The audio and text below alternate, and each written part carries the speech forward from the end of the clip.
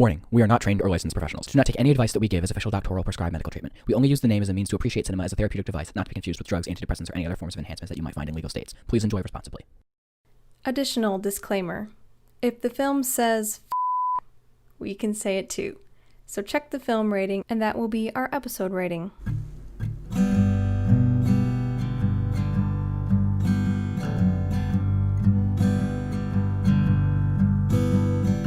Hello. Hello. Welcome to this. What episode is this? 22? 21? I think so. 20. Session 22. Welcome to this sesh. Last week we talked about the greatest movie ever made, Sleepwalkers. In this episode, we'll be talking about the actual greatest movie ever made. Or one of them. One of them, for sure. Yeah, I remember when I first met Jake, we would go around in film school and say all of our favorite movies, and Jake would say either The Breakfast Club or Shawshank Redemption. So we've already talked about Breakfast Club, so we're going to talk about the Shawshank Redemption today. See, I hadn't seen Sleepwalkers yet, but if I had, I would have mentioned that as one of my favorite films also. Oh, yeah, for sure. And today we have a special guest with us. Yeah. Which is always fun. Today we are joined by my cousin, Wilton, who has graced us with his presence. Yay. Hello. Welcome. Thank you for coming on to this episode. Great to be here. Glad to have you. Yeah, it's awesome to be here. Happy to be here. You recommended this movie as one you wanted to talk about, and you said you've seen it once. When did you see it? Jake and I watched this together, I believe it was a week ago. Oh, okay. Not that long ago. Great. We just kind of called each other over the phone and watched it together, and it was awesome. Yes. It's such a long movie, but it's like such a journey, too. Mm-hmm. Maddie, you've mentioned journey movies are really hit or miss for you, so I was curious if what you thought of this one. I was thinking that when I was watching it. I was like, I wonder, because I've seen this before, but it's been a really long time. Probably, I don't know, I probably watched it when I was in high school or something. Yeah, once it started to go around where it was like, okay, next 2 years later, 5 years later, 10 years later, 20 years later, I was like, oh dang, okay. But for me, it's okay because not a lot changes. Mm-hmm. They're still in jail. They're just like doing the same things more or less, and not really like going through crazy situations. Like event to event. Yeah, I don't know. It's a little different for me. It did get a little slow for me in the middle, but the beginning and the ending are very engaging. Yeah, I would definitely agree with that, actually. I mean, I think when Jake and I were watching this together, I was talking with him in the middle, and I literally said to him, I was like, so what's this really about? And he was just like, it's kind of just a simple story about kind of what happens inside of a prison, and about a group of people who are basically just institutionalized and, aren't really used to living in the outside world anymore. And I was like, well, is there a problem? Is there something that they are trying to accomplish? And he's like, not at the moment. And obviously he was kind of hinting at Andy's escape later in the movie, which I guess was his motive throughout the entire movie. We don't find out till the end, I guess. Spoilers. Yeah. Oh yeah. We'll spoil it. Yeah. I think Jake described, he used a term, I think it was like a couple years ago. Slice of life. Exactly. It's called Slice of Life. I think you first told me that when you were talking about Once Upon a Time in Hollywood. Yeah. And I said, I was talking to you about that, and I was like, dang, that's something I really want to see. And he was like, yeah, it's a great movie. And I was like, well, what's it about? And he's like, it's a slice of life. And ever since then, he uses that term a lot in different types of movies. And throughout this movie, I kind of figured that this was another one of those cases where just kind of a slice of life, but in this case, it's a bit of a different type of life. Yeah, for sure. So that's a term I first heard from a friend of mine. There's a genre of certain anime called slice of life, where it's just like, the day-to-day, it's just people living their life, and it's just like the course of their journey kind of thing. So that's where I first heard it, and that's how I use it to describe a lot of movies. Maddie, I'm sure you've heard me use that term before. Oh yeah. But like Garden State's kind of slice of life, and like the before movies, they're more romance, but they're slice of life. This is a rather big chunk slice of life, rather than like Lost in Translation's more of a thinly proportioned slice of life, but it's still like just taking a look at someone's experience during some time in their life. And yeah, it's a good way to describe it. So we can recap really quick. It starts off in a courtroom with our protagonist, Andy Dufresne, on the stand, and he's being questioned about the murder of his wife and her lover. It is portrayed to us that he has murdered them in a crime of passion, and he is sent to prison for 2 life sentences. So then we see him go to the Shawshank prison in Maine, which is where a lot of Stephen King's stories take place. We see him show up, and then we meet Red, Morgan Freeman, who is the narrator and also becomes one of Andy's great friends. He takes notice of Andy, and then they eventually become friends. He is initiated into their group. Then we see Andy kind of go through some hardships with all the prison bullies and definite horrible sexual harassment situations, things like that. And then Red is known for being able to get anyone anything from the outside inside. And so Andy asks him for a rock hammer, is that what he calls it? Yes. Because he says he likes to find rocks and carve them, so he makes like little figurines and chess pieces and everything as a hobby. And Andy's a banker. He's super smart. He claims that he's innocent of his crime, but then Red says everyone in here is innocent. They say that they're all here. Except for Red. Because they're blamed. Yeah, except for Red. He owns up to the fact that he committed murder, which we don't really find out more about, right? No. Yeah, that's interesting. And Red's been in there 10 years at the time Andy arrives, right? I think it's 10 or 20. I'm not exactly 10 or 20. sure, Yeah. actually. And then, so the acts are kind of separated into parts where we see Red go into the parole office and to see if he's eligible for release, and he gets either approved or denied. Denied the first 2 times, and then finally the last time he goes in there, he's approved. And so, yeah, it just goes on and on for 19 years. We see Andy and everyone in prison. They become friends, and then Andy starts to work for the wardens, and he becomes like their financial advisor because he knows a lot about banking and all of that. But then he kind of gets taken advantage of by the wardens, of course. And then later on we find out this new guy comes to prison, and we find out who truly murdered Andy's wife and her lover.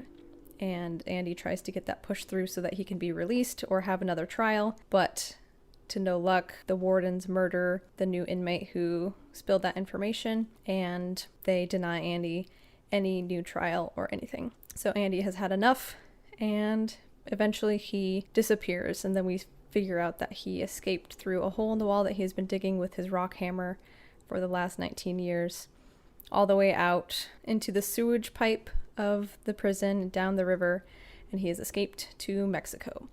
Under the name of this person that he created on paper during all of his bank sessions, he created a bank account and an identification and everything for this fake person who didn't really exist, but then he became that person when he got out and lives happily ever after in Mexico. And then we finally see Red get out too. Andy tells Red before he leaves that he left something for him in this specific place under an oak tree by a wall. And Red goes there and finds it, and it's a letter addressed to Red with some money in it and telling him to meet him in Mexico. And so then we see Red and Andy embrace each other on the beach, reconnecting finally and living happily ever after, getting their Shawshank Redemption. Perfect. I was trying to find if it was 10 years or 20 years. I couldn't find that image. Yeah, I don't remember. I was trying to think of that. Because at the end they say... Oh, like... Don't they say it's 40 years at the end? That's how long he serves? I can't remember if it's 30 or 40. I know that each of his parole visits are they're each of them are 10 years apart, so that's at least 30 years. Yeah. His character's really great, Morgan Freeman, and then Tim Robbins plays Andy. Oh yeah, they both do a really good job. I don't think I've seen Tim Robbins in anything else.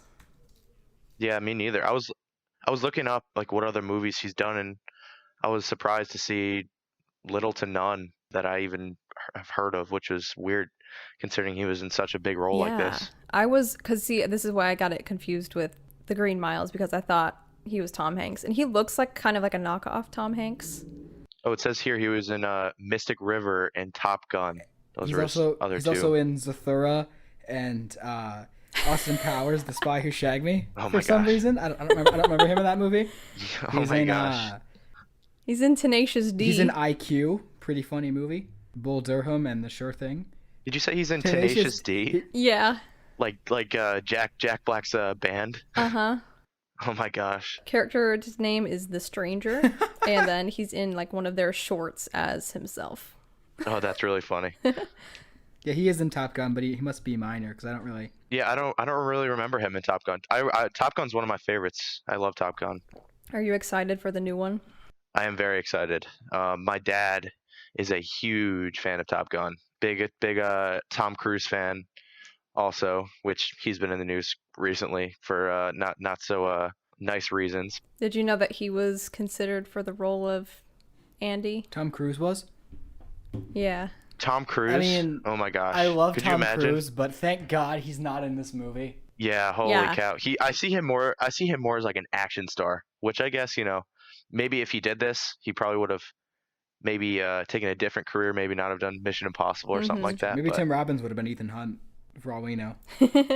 a soft-spoken Ethan Hunt who jumps off buildings, but he's just kind of Yeah. modest. I've only seen a few of the Mission Impossibles. The last Mission Impossible was very, very good.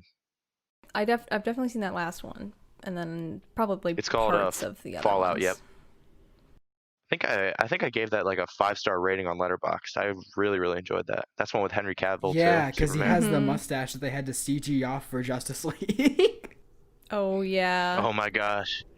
Hey, I'd say it's worth it. Justice League was terrible. Fallout Yes. was great. What a crapshoot. I've always loved the first Mission Impossible. The other ones are good too, but the second one is garbage. It's fun and it has a great theme song, but it's not that great. I think a long time ago, you and I sat down and talked about the worst movies of all time. You put The Last Airbender from M. Night Shyamalan. You put The Green Hornet. I don't know why. Oh, I And like you that also, one. and then you put Mission Impossible 2, and I never understood it. Wait, Maddie, what'd you say about Green Hornet? I said I like Green Hornet. Oh, Green Hornet.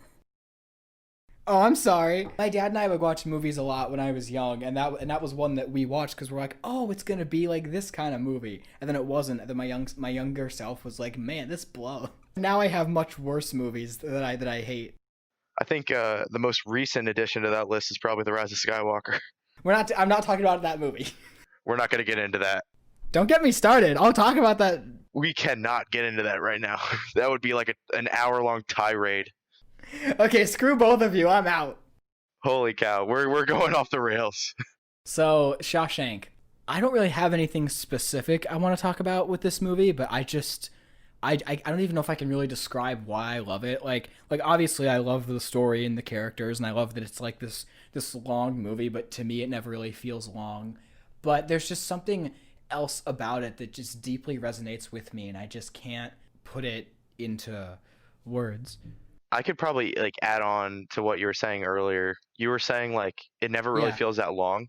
And I would agree. Like how I would personally describe this, when I was watching it, it felt like multiple stories that all interconnected. Ultimately, were all crucial to the storyline because obviously, like if you're watching it and you don't know the twist, you're thinking or at least I was thinking, okay, like these stories are like these are really interesting stories, but like we were talking about earlier, it's like, okay, what's the point? Like what's the problem of the movie? Like we have a lot of these just kind of events happening in this prison, but nothing's really going on. Things are happening, but there's no real problems or solution, like or grand problem and solution, I should Right. say. It's more like micro problems and solutions.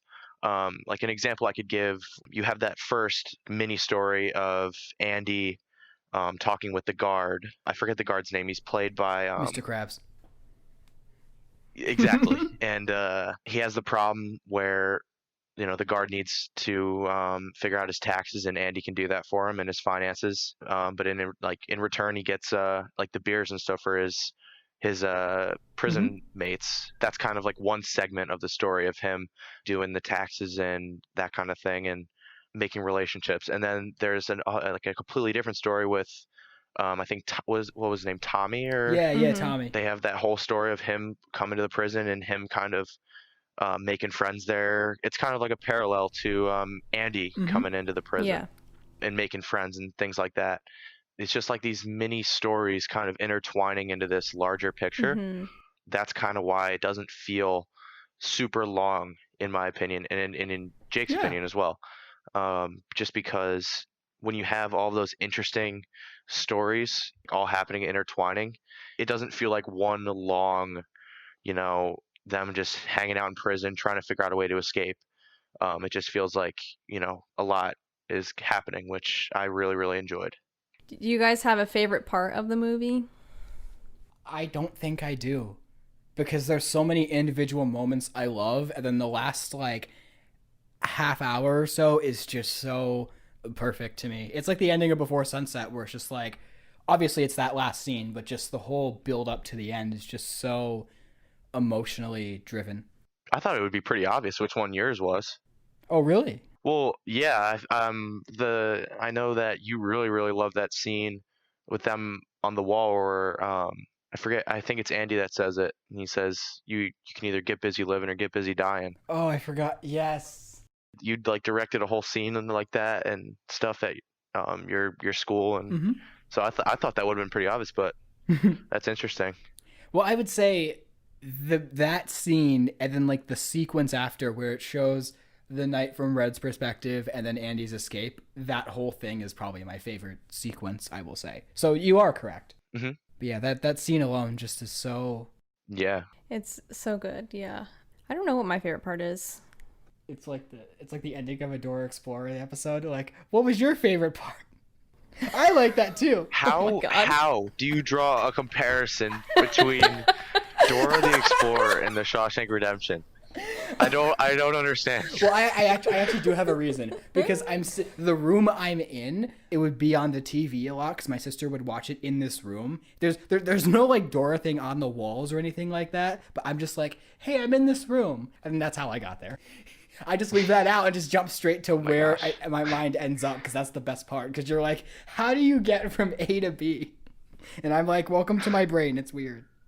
It's got a bunch of little boxmen running around, which is two references in one. Okay, Maddie, your favorite part of Shawshank? Maybe yeah, it was the one you were talking about earlier where they're all working on the roof, and then okay. The warden, I guess his name Clancy Brown. Clancy Brown is the name of the actor. Well, yeah, he's not the warden. Yeah. He's the captain of the guards. He's the guard. His name's Hadley. That's right. Is his name Captain Hadley? Yes, Captain Hadley. Mr. Krabs. Yeah, so he's talking to his... I cannot believe he's Mr. Krabs. I know. Mr. Krabs is so he's weird. a murderer. He's in the SpongeBob universe. He's in the Star Wars universe. He's all over the place. He's in the Stephen King universe. He because is. apparently all of his works are connected, which also ties into the... Anyway. This man is making his mark. He's a murderer in this movie. He's a murderer. Oh my gosh. He's a murderer. Another completely unrelated parallel. And, okay, so he's talking to the other guards about his problems with his wife and getting money and blah, blah, blah. And then Andy looks like he's going to go, like, confront him about that. But then he actually goes up and offers him advice on how to get more money out of his wife. So he's like, Captain Hadley's like hanging him over the edge of the roof, threatening to throw him off. But Andy's just like, wait, no, I'm just like trying to help you. But it's such a good setup. Like all the other inmates that are up there are like, Andy, no, don't do it. You're going to get killed. And then all of a sudden the tables turn, and that's great. And I think they do that several times in this movie where you think one thing's going to happen and then something else does. Yeah, absolutely. Misdirection. Yeah. Yes. Like obviously with Andy's escape, but even in other moments. Oh yeah. Like yeah. Like the first time Red mentions like when Andy asked me to get him Rita Hayworth, I was like, then like you're thinking, they bring her into the prison, but then it's just the poster, which ties into his escape. Right. So. Oh, also the part where he locks one of the guards in the bathroom and starts playing that record over the loudspeakers over the whole prison. Mm-hmm. That was very moving. Yeah. And that was not one of the scenes that was in the original novella. Oh yeah, so this is based on a novella by Stephen King. It's in the same collection as Stand By Me, or the novella is called The Body, but the movie is Stand By Me, and that's also one of my favorite movies. So is the Shawshank Redemption like a short story? Yes. Kind of.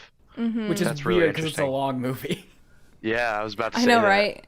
Well, and it was originally called Rita Hayworth and the Shawshank Redemption. And they changed the title because a bunch of like young aspiring actresses went to go audition for the Rita Hayworth part. like in the movie. Like nobody knew. Like they didn't know. So they're like, oh, I'm gonna be Rita Hayworth in this movie. Oh, Maybe it was right. established actresses, Yes. but anyway, actresses. I have read the novella. I actually have it still, I believe. Oh, really? It's good, but it very similar to Stand By Me. I think in both versions, the movie's just so much better. It's like the novella is the blueprint, and then the movie's like obviously the final draft. I think it's done so much better in film, but also, you know, I think that kind of makes sense though, because when you talk to someone about Stand By Me or The Shawshank Redemption, a lot of times they don't even know that it's a book. Like we were watching the movie and you're like, oh, by the way, this is based on a book. And I was like, what?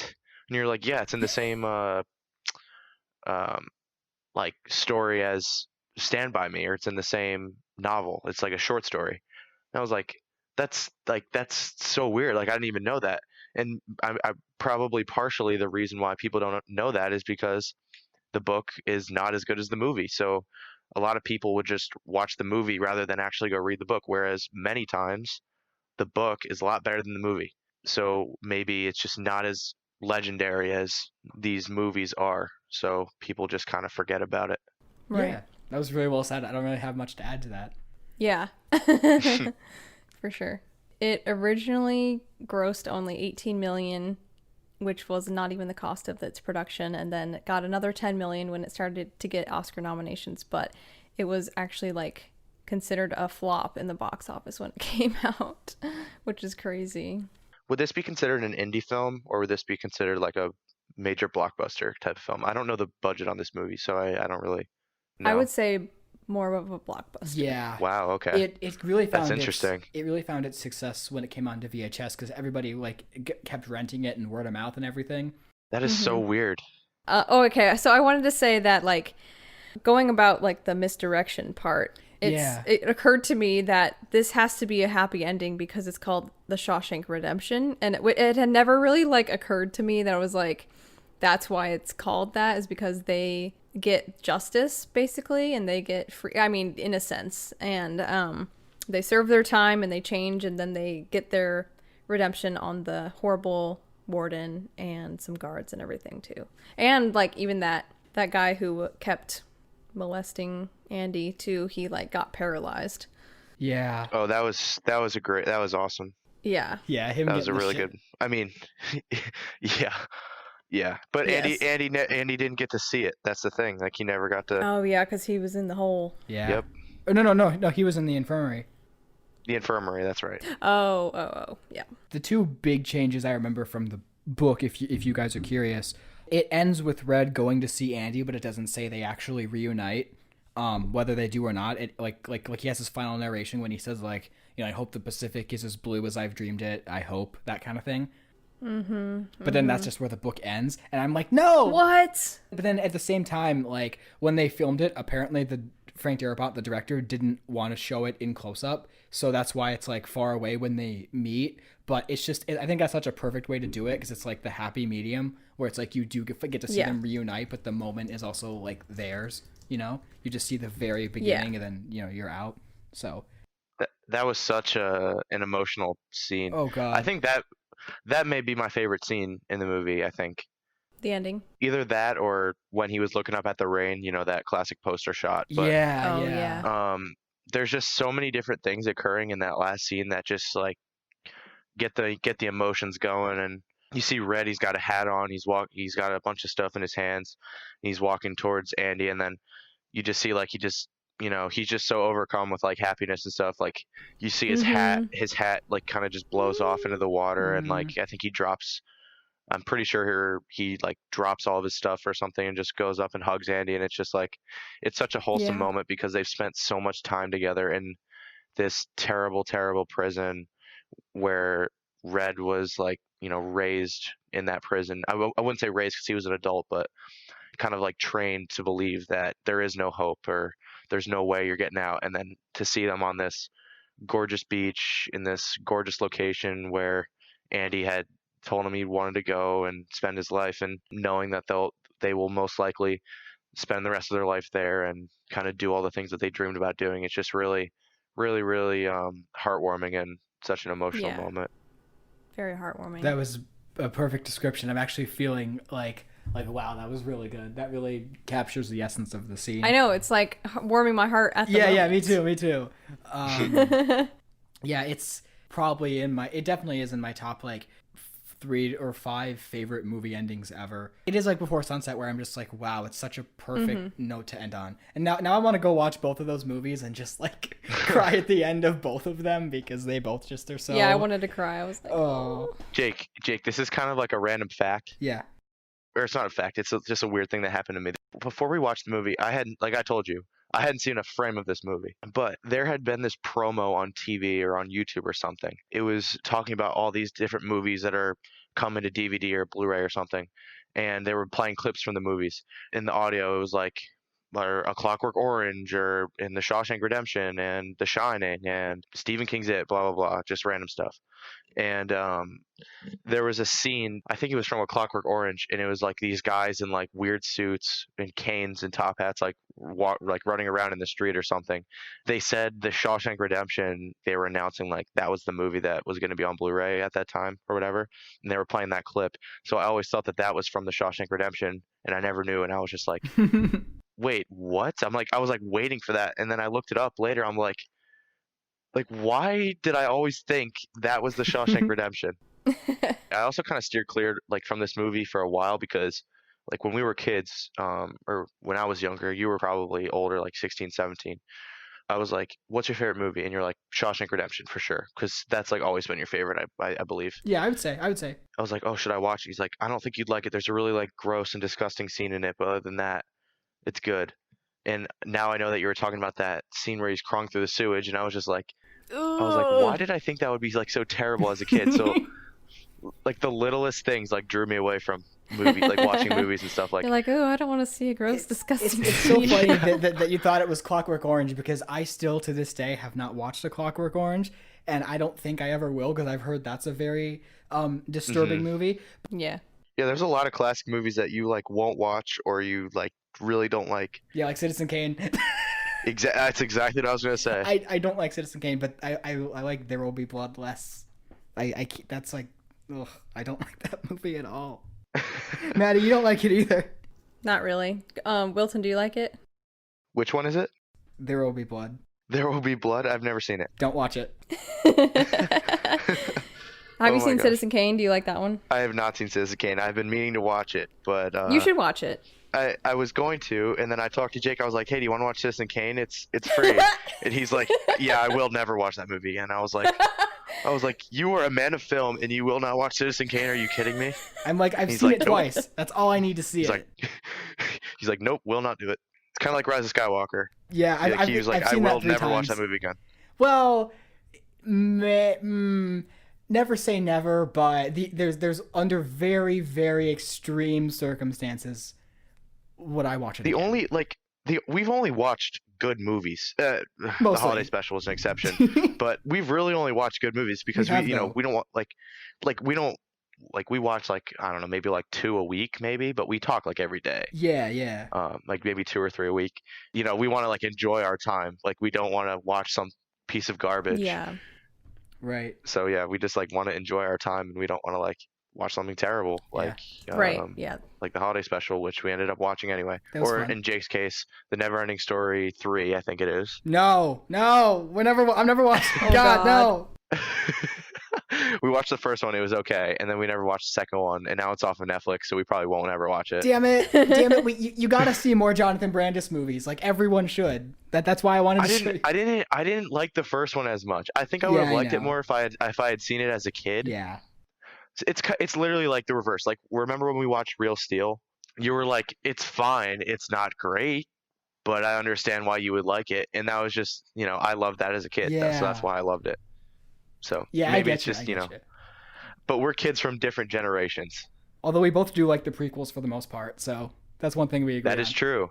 There's only one prequel that you will not watch, and that's Attack of the Clones, which I might watch it sometime, bad. but not now because I'm in my break from Star Wars. So if Star Wars and I are on, if Star Wars and I are on a break right now, I'm not gonna go spend time with the worst parts of Star Wars. If I won't spend time with their best parts, it does. I will say it has some of the best acting in the entire franchise. Attack of the Hayden Clones. Christensen does a great job. Are you serious? Are you serious? If you're talking about Revenge of the Sith, I will say absolutely. But for Attack of the Clones... All right, we need to get back. We have to get back. I feel so bad. I'm sorry. So the other big difference from the book, that because I saw the movie first, so of course I'm going to be biased, but one thing I didn't like was in the original novella, Tommy isn't killed. He gets like bought off. Like they send like the warden and the other guy send him to another prison, and then the reason they buy him off is like, oh, you know, like so you can get out earlier and see your wife and kid, and we'll like give them benefits and that kind of thing. Which in a way I understand, but I think it's, for me anyway, I think it's more powerful if he dies, because that's like the final nail in the coffin for Andy. Yeah, I was so shocked. Oh yeah, Wilton, you were shocked too. I was too the first time I saw it. Like it's such a shocking moment. I was literally just like, oh, yeah, me too. Like like I was on the phone, and like that was one of the most genuine guests I've ever had. Yeah, I was me just too. like, are you kidding me? It's like, damn it. Oh god. Ugh, it was horrible. Fuck you, Mr. Krabs. Oh my god. So you said in the book they just let him go, and they said like, oh, if you don't say anything, like they basically bribed him. I guess. Yeah, exactly. I would agree with you. I think in the movie it's a lot better. Yeah, and obviously since I saw the movie first, that's how I that's how I obviously prefer it. I have the bias. It shows that the warden's a lot more like tyrannical and just terrible. Yeah. Yeah, it really hits that home. And it's like this is like the final straw for Andy, and I think it's much more powerful if it's more like finite like that, because it's like, oh, if it's bought off, it feels just more like, you know, another brick in the wall rather than like a final, like, oh shit. One other thing from the book is that there's multiple wardens, and then in the movie it's just like one throughout the whole time, which makes more sense because you know, to condense it to get it one actor, like antagonist, and also you get a familiarity with him. If I was the one playing the record instead of Andy, it'd probably be a Pink Floyd song or something, because that's like half my records anyway. Oh my gosh, I'm looking at my record collection. Big you're a very big Pink Floyd fan. I am.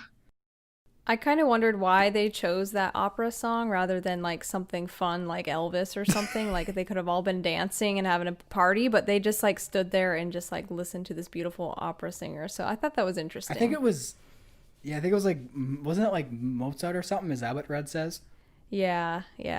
If I may, another example of misdirection that I noticed, and I might have said this, Jake, when we were watching it, was when they introduced the warden when Andy is coming into the prison for the first time. Yeah. He doesn't seem like, he seems kind of just like, I wouldn't say kind-hearted, but not like a complete, you know, monster that he ends up being towards the end of the movie. Yeah. Which obviously he didn't just have a random change of heart, in my opinion, from this man of the Lord type guy who just wants order and respect in the prison to just this, I'll do anything for money, and if anyone tries to stop me, I'll kill them, or something like that.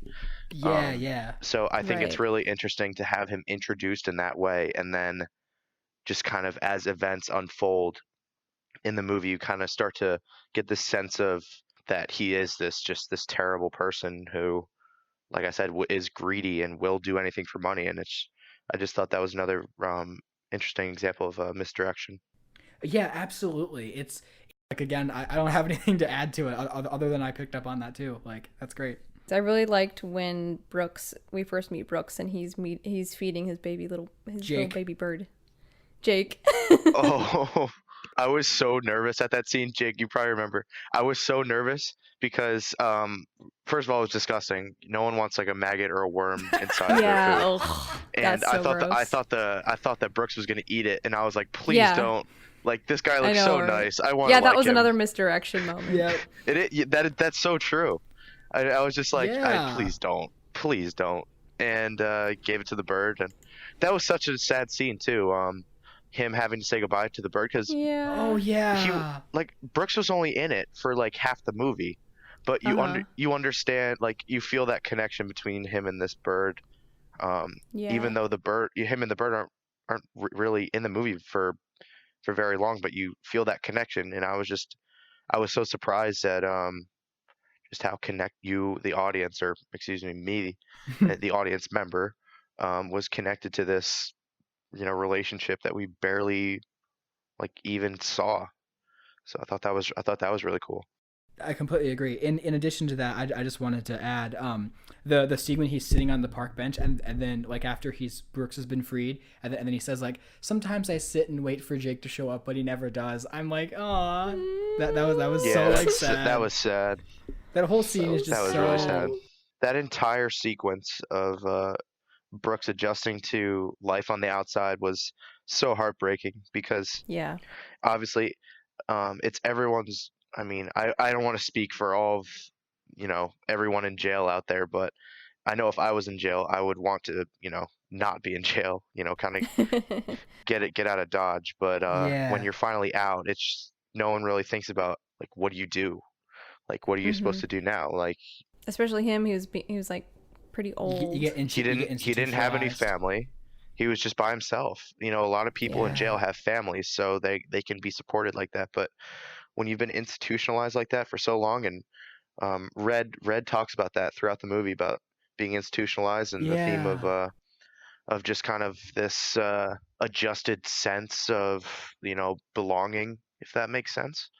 You just gotta wonder if once you're out of jail or prison, are you gonna be are you gonna be able to make it? And of course, Brooks wasn't able to make it, and he just kind of looked like he accepted that he wasn't happy with his life, so it was just time to move on. And it looked like when he was carving the name out, and and about to take his life, it just looked like he was ready. It just didn't look like he was regretful, excuse me, or sad. It just looked like he was ready to go, which was extremely upsetting.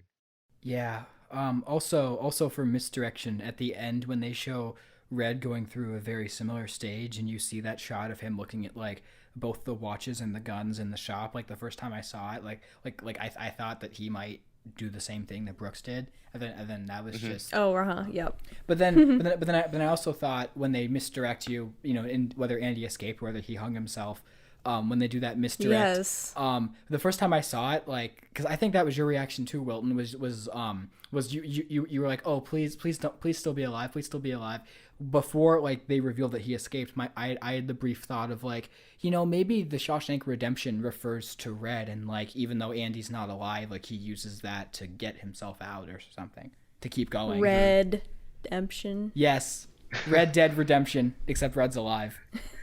Yeah, Red Alive Redemption. Jake, that scene that you were talking about when they're trying to look for Andy inside of his cell, but he's not there. Yeah, that's another symbol of Red and Andy's friendship, which has been developing for years and years and years. Because the night before, Red, he couldn't even sleep. He was just sitting up, just really, really just hoping that Andy wouldn't take his own life like Brooks did. After what's his name, Haywood gave him Haywood, I think. Yeah, he gave him a rope. Oh, yeah. Usually in jail, whenever somebody, needs a rope, it can only really mean one thing. And the fact that, you could see the nervousness on Red's face in the morning too. And when he's not there, he just looks kind of, really, really just in shock. And then you see his just like Morgan Freeman's facial expressions throughout the movie are just incredible. You could just tell so much about what he's thinking and his emotion and his voice, just from his face. Yes, his voice. And especially in that scene, because you see his face go from kind of like shock and terror and fear to happiness or delight or, oh, I'm happy for my friend kind of thing. That makes that end scene so much more powerful. Like seeing how much how good of like how much they have bonded over the years and how strong of a friendship they've formed. Yeah, so good. Yeah, what else? Anything else? I don't think I have anything else. I want to watch The Green Mile now to like compare, I think. Okay. Did we figure out how long Andy was in there for? 19 years. 19 years. 19 years. I thought they said that in the movie. I couldn't remember. That reveal at the end was awesome. They were just going through all the events that led to his escape. That was just a very, very cool moment. Yeah. So it's so perfect. It's such a wonderful sequence. I mean, 1994 was one of the best years for film ever. Because the music was great too. Yeah. Oh yeah. But I mean, this movie didn't even like I know the Oscars are bullshit, but the movie didn't even like win many awards. But then you had like stiff competition that year. which I think Shawshank is my favorite out of all of them. But you had, Pulp Fiction and Forrest Gump, and both of those were critically acclaimed. And you had, like Lion King and probably other movies I'm forgetting. But those are the four I think of from 1994. Yeah, out of all of those, I like Shawshank the best. Yeah, me too. I don't know if I like, because that's actually so hard, because Pulp Fiction and Forrest Gump are like definitely probably my top 5 of all time.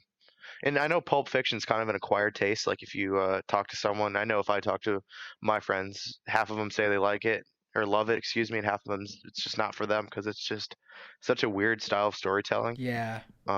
Yes, but, I'm one of those people. It's not for me. Yeah, I'm one of the opposite that's side. that's just Tarantino. He's just very, very different. Forrest Gump, I think, is easily one of my favorite movies of all time. Me too. So I don't know if I would say, well, granted, I've seen those movies more than once, and I've seen this movie only once, and that was recently. But I think I said after the movie, I said that was one of the greatest movies I've ever seen. Only time will tell if my opinion changes on this, but Yeah. as of now, I'm not sure where it ranks among those other 2 movies. I mean, that's a really hard choice, I would say. I think the reason why, like, I just say this is my favorite, like, movie is just because, for obviously all those reasons, but I think even though I don't have a number one favorite movie, this is my go-to answer because, one, a lot of people have heard of it, but two, because there's no prequels or sequels or any of that shit. You don't need any of that. It's just one story. And then obviously for the actual movie itself. But either way, even if I had a ranked list, this would be in my top 5, maybe even top 3. It means so much to me. It's kind of like the beauty of obviously of what's the word? Everybody has their own reaction to something. The word is subjective. Everyone has their own subjective. Like, I know it's a great movie, but subjectively, I just connect to it in a way I can't even describe. Gotcha. Mm-hmm. Since we'll have similar answers, Maddie, please go first. What did you watch this week? Did you watch anything this week? I watched this documentary about Bob Lazar and the UFO Area 51 files. Or, what's it called? It's called, Well, that sounds interesting. Bob Lazar, Area 51 and Flying Saucers is what's called. It's on Netflix. It's okay. It's not the best documentary because the producer, director guy is in it the whole time and he's like almost the protagonist and it's kind of like, okay, dude, just like sit back. Oh yeah, I just, there's this review on Letterboxd I'm reading. It says, love the director's needs more me approach to documentary filmmaking. And that's kind of what it was. It was just like him talking on the phone a lot of times. But like Bob Lazar as an actual person is very interesting. He came out in the 80s saying that he worked at this area called S4, which is near Area 51 and part of like the whole alien everything. And he was in charge of reverse engineering a craft that they found and trying to use its technology to create like a propulsion engine. Very interesting. So he can like draw out all this stuff that he was doing and talk about it. And that's what he was really fascinated about was all the technology that he learned. And he's like, we're just sitting on this, not doing anything about it because people are just going to be like aliens. And that's kind of what this director was like too. He was just like, tell me more about aliens. And Bob's like, yeah, they're real. But like this technology, guys, get with me. And so it wasn't the best documentary, but it was interesting to like get your feet wet with Bob Lazar, and he's pretty crazy. Bob Lazar, son of a bitch. He's a night crawler. He went and got himself some chord response. Damn it! I wish. Were you just reading my Letterboxd reviews? Is that your Letterboxd review? Because I will go like that right now. That's what it is for Twister. Did you watch anything else? Nope, that's all I watched. Okay, here's what I watched this week. First one I watched was Wolf of Wall Street, which I had obviously never seen. Oh, I was just talking about that the other day. That's so weird. I didn't think I'd like it that much, but I actually really did. This is the movie that Leo was robbed of an Oscar because he's so good in this movie. Jake, isn't that the one with Margot Robbie? Yes, it is. Yeah, you're a fan of hers. She's a good actress. Yeah, she's a good actress. She's the best part of Suicide Squad. And then I watched The Curious Case of Benjamin Button, which is a David Fincher movie I've wanted to see for a while. That's the one where Did you like where it? Brad Pitt ages backwards. I liked it. I thought I would like it more, but it felt long, but it was still good. But I'm not like enamored with it or anything. Yeah, that's the kind of movie you don't long life story movies that I don't like. These next three I didn't like. So I had not seen either for Tarantino. I had not seen either Django Unchained or Hateful Eight, and now there's only 2 films of his I haven't seen, and I've seen most of his features. So for Django and Hateful Eight, I really didn't like either of them, and those are the first 2 movies of his that I haven't liked. So now I can say Tarantino's a bit more hit or miss with me. It's just my personal kind of taste where like it's just they're both like Western centric films and it's not really my style. It's not really my like genre of movie that I really like, but the acting is and everything about it is great. Also, both times I cringed so hard when the Weinstein Company logo came up and when it said executive producer Bob and Harvey Weinstein. I'm like, boo, get the fuck off my TV. Like, yeah. Yikes. But in the Hateful Eight, they play Reagan's theme from Exorcist 2 because it's the same composer. Also the same composer as Good, the Bad, and the Ugly and Ennio. Oh, wow. And Reagan's theme is like amazing. So hearing it again in a different movie, like just was like, yeah, like that's awesome. He's also in The Holiday, Maddie. He's Arthur in The Holiday. He also composed the Good and the Bad and the Ugly score, which is like top 5 movie scores of all time. And then the last one I watched was Tombstone, which I had never seen. Oh, I want to see that so bad. I was not a fan of it. It kind of pissed me off in the ways There Will Be Blood pissed me off, but it's more tolerable. Yeah, you just watched a bunch of Westerns, man. I did. I thought the performances were good and like, you know, it's shot really well and everything, but I just couldn't get into it. And for me, those are almost the worst kind of movies for me to watch because I'm like, damn, I know this is so like well done, but are you talking about movies that you just like can't? Oh, I know one that would probably fit that perfectly. For you or for me? For you, at least. Yeah. For you, I know. Yeah, I'm sure you know what I'm gonna reference. Oh, what is it?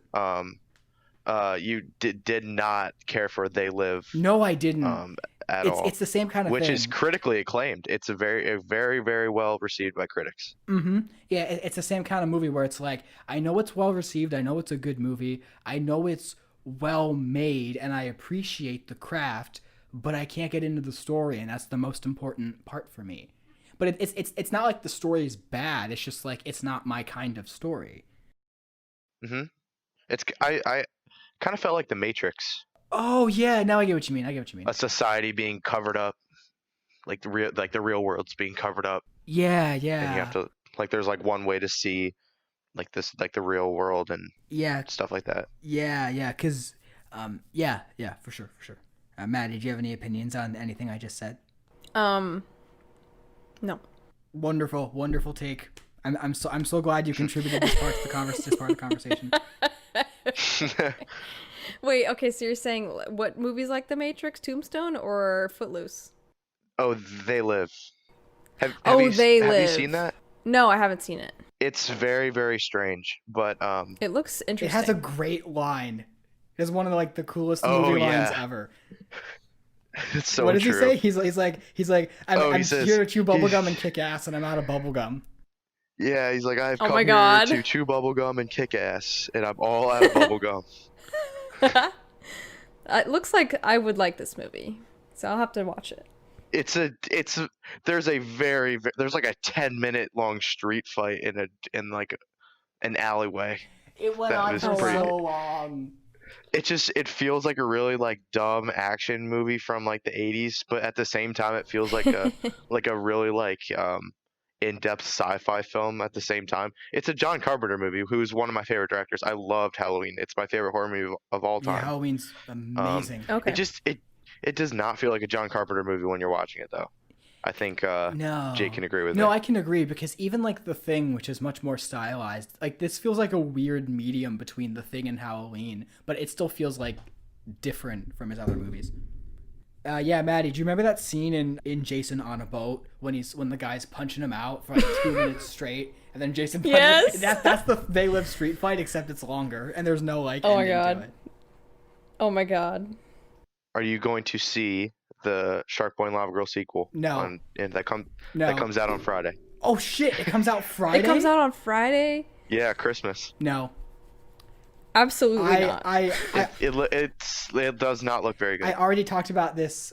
Because my friend and I talked about this. We were both weirdly excited because we wanted to see it, and then when they're like, no Taylor Lautner, I'm like, no, I'm out. Like literally, my attention went from like 100 to 0. because I'm like, you gotta have both. Robert Rodriguez, who also did Spy Kids, and he did the original Shark Boy and Lava Girl, and I believe he's directing this one as well. He directed the episode of The Mandalorian where he brings back Boba Fett. Oh, From the yeah. dead Wow. and stuff like that. And he's going to be the executive producer for the new show. That's So I don't know how I cool. feel Oh about that, wow. because the episode was very, very cool. Like, I love the action was sick. Like, what he did with Boba Fett was amazing. But I mean, when like Well, maybe I Shark Boy and Lava Girl 2 is going to be really good, and then It you'll could feel be. It redeemed could about be. him being on the show. That's true. That's very, very true. But and I mean, the Spy Kids trilogy, like when I go back and watch it, like I loved them as a kid, but then you go back and watch it and you're like it just I feel weird watching that movie. What are you talking about? The Spy I Kids haven't seen trilogy them in is a very long amazing. time. It's in Shark Boy and Lava Girl because the CGI and effects, like you can't tell if they're purposely supposed to look like terrible, which I still don't know to this day if they're supposed to look cartoony or not. Yeah. It's just weird to watch these days, but I hope he does a good job with the Boba Fett show, because Boba Fett is one of my favorite Star Wars characters of all time, so they better do him justice. Yeah.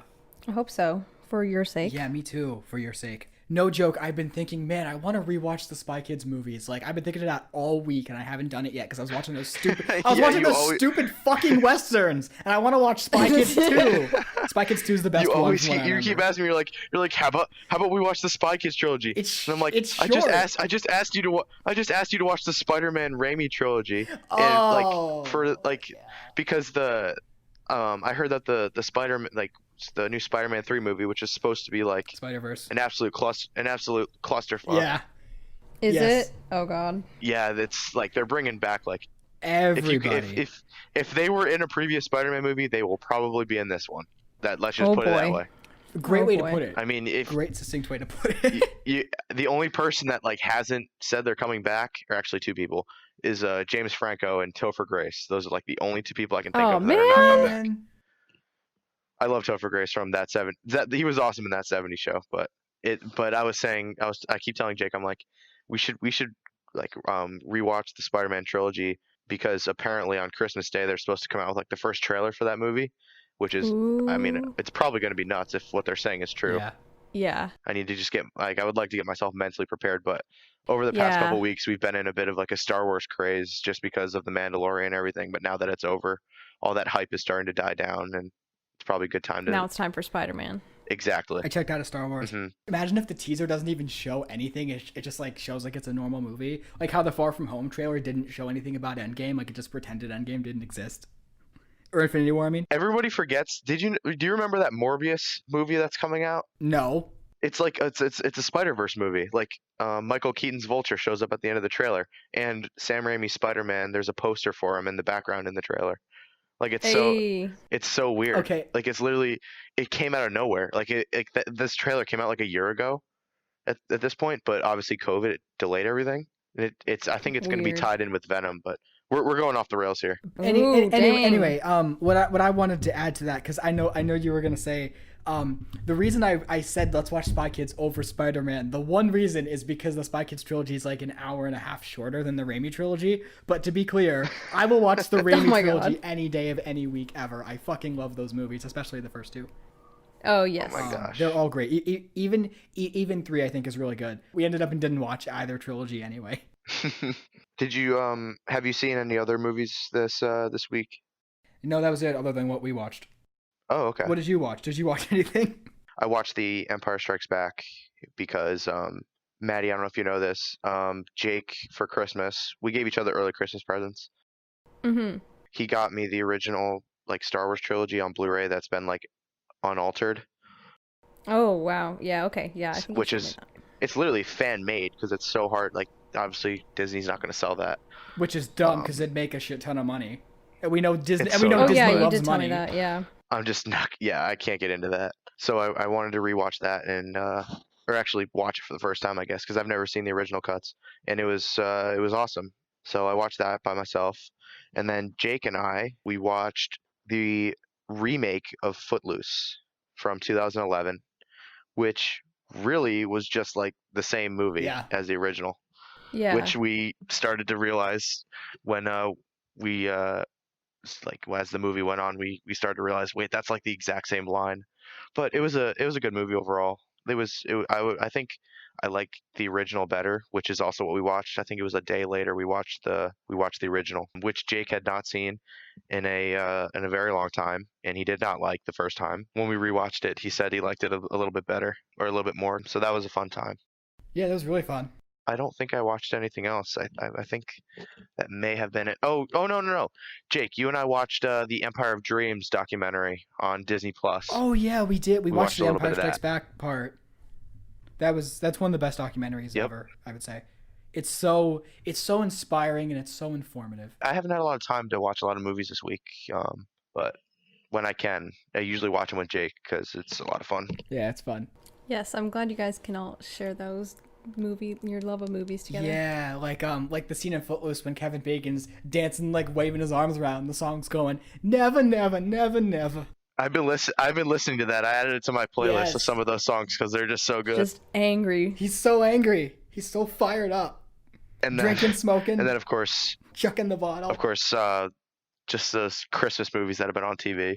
But it sucks because Disney lost a lot of the rights to a lot of movies because Freeform's owned by ABC, which is owned by Disney. Yeah. And everyone always watches Freeform for the Christmas stuff, but I mean, they're not allowed to play like Elf or any of those TV special Rudolph the Red-Nosed Reindeer, any of that stuff, I guess. So Yeah. Polar Express also. that kind of sucks. Yeah. Oh, yeah. But if you do want to watch it for free, yeah, go to AMC. TBS has Oh, okay. The Grinch and Christmas Story. Well, they still have Home Alone. Yeah, I cannot stand Jim Carrey's How the Grinch Stole Christmas. I cannot stand it. Jake knows I was just cannot stand it. talking to someone about this. I was like, there are people out there who don't like The Grinch Stole Christmas either.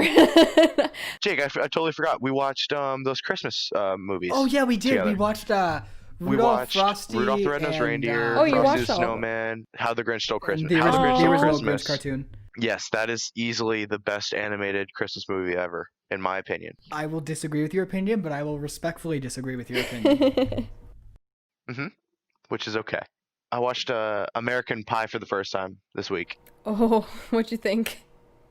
It was like such a strange film to watch. I've never Such a seen strange it. movie. I've heard of it, but I've never seen it. It's a bit gross. Yeah, But it is gross. It's pretty. It's funny. It's a funny movie. But like Funny a and lot gross. a lot of questionable decisions made by the main characters. Yes. Maddie, so the movie's called American Pie. Would it be akin to say Call Me by Your Name, like put the word peach in the title? Is that what you're talking about? I've heard that in one of the movies, like that's where the title comes from. I don't even remember. Okay, hang on, Maddie, but you know what I'm getting at, right? Because in Yes. Call Me by Your Name, there's the peach scene. I didn't know if there was an equivalent pie scene in American Pie. Wilton, is there a scene? Is there a gross scene with a pie in American Pie? Yeah, it's really. That was a really weird scene. It's Okay, well, probably then. yeah. Probably American Peach. It was just a stupid teen comedy. Yeah. Well, you guys watched a lot. That's good. Yeah. Well, I didn't finish every movie because I'm like, especially like the long ones, like the Django and like the other one is like 3 hours, and I'm like, I've watched an hour and I don't like it, so why wouldn't I use those 2 hours more wisely? Oh, okay. And by more wisely, it's like watching like I don't know, other movies again. SpongeBob. And then I actually haven't watched SpongeBob in a while. Like I didn't like I don't like sit down and like watch them. I like for Empire Strikes Back, I had it in the background while doing my homework, but I did watch the whole thing. It's like Okay. kind of stuff like that because I do Yeah. have a lot of homework. So, what should we watch next week, Jake? Oh, I don't know. You want to just watch Sleepwalkers again? Hey, Wilton, you haven't seen Sleepwalkers. You got to watch it. And then you can be our guest again. Yeah. Oh, that would be so fun. Wilton, thank you so much for being on the episode. It was awesome having you. Thank you, Wilton. Yeah, it's been great. This was a blast. Yes, thank you so much. Yeah, it was a good movie, good recommendation. Yep, thanks for having me, guys. This was awesome. Yeah. Woohoo! So our prescription for next week is The Grand Budapest Hotel, directed by Wes Anderson. Go home and watch Grand Budapest Hotel. I will watch it for the first time. Or any Wes Andersons that you want to, because they're all great. Yeah, Moonrise Kingdom is the only one I've seen, and that's very good. So, from what I remember, I haven't seen it in a long I'm time. excited for you to get more Wes Anderson. Me too. Anderson in your life. All right. I've seen enough westerns to last me a lifetime. I'm gonna go watch Spy Kids. Anyone wants to join me?